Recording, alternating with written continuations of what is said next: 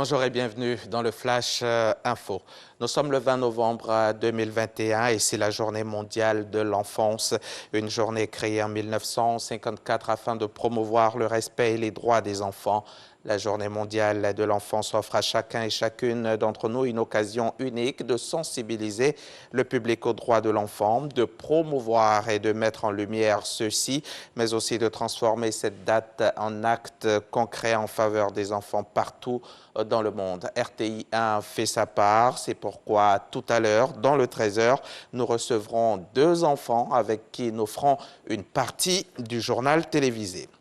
On a célébré la vie hier à Bingerville, plus attentif à la vie pour mieux vivre. Voilà le thème de cette célébration initiée par l'ONG Les Amis de la Vie. Il s'agissait essentiellement de sensibiliser les populations et les institutions sur le droit à la vie, mais aussi encourager la culture du partage et de l'action solidaire. Marie-Loïse Trierou, Didier Nguessan. Valoriser la vie en la célébrant, une vision de l'ONG Les Amis de la Vie qui lance officiellement ses activités. Il s'agit d'amener chacun à manifester sa bienveillance et son soutien aux populations défavorisées et aussi de mettre en place un réseau de volontaires pour contribuer au bien-être des populations. Nous sommes dans les dispositions pratiques de la journée mondiale, ici à Bingerville, en partenariat bien sûr avec la collectivité territoriale manifestée par le maire Issouf Doumbia, pour pouvoir encourager à un niveau populaire de prendre soin de sa santé, c'est très important.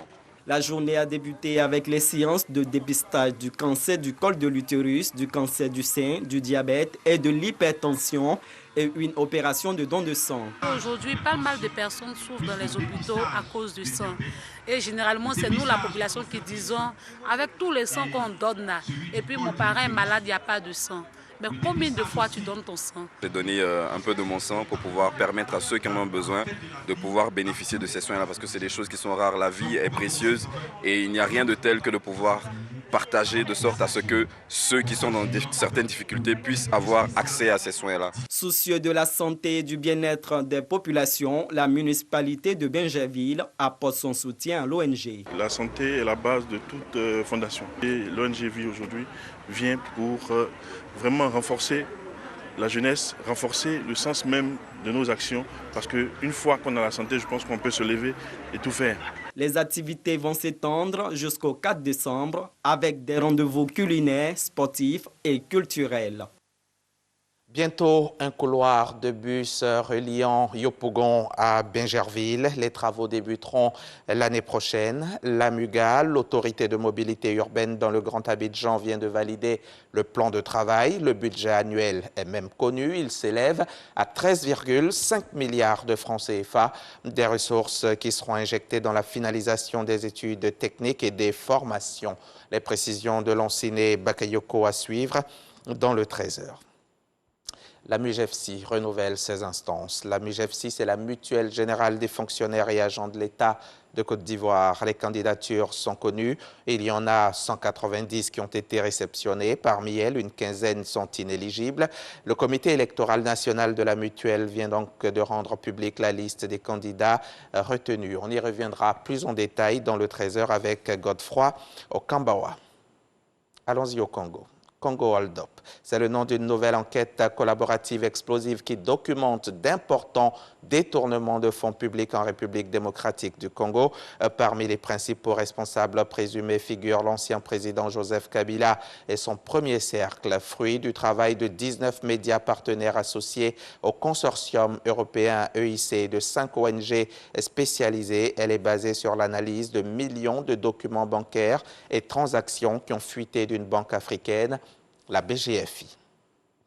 Et celle-là, c'est une affaire qui fait scandale au Sénégal. Dans une interview, la présidente du comité Miss Sénégal affirme « Si on te viole, c'est que tu es consentante ». Une réaction aux déclarations de Miss Sénégal 2020, Ndeye Fatima Dione. Une pétition a été lancée et les sponsors du concours sont interpellés.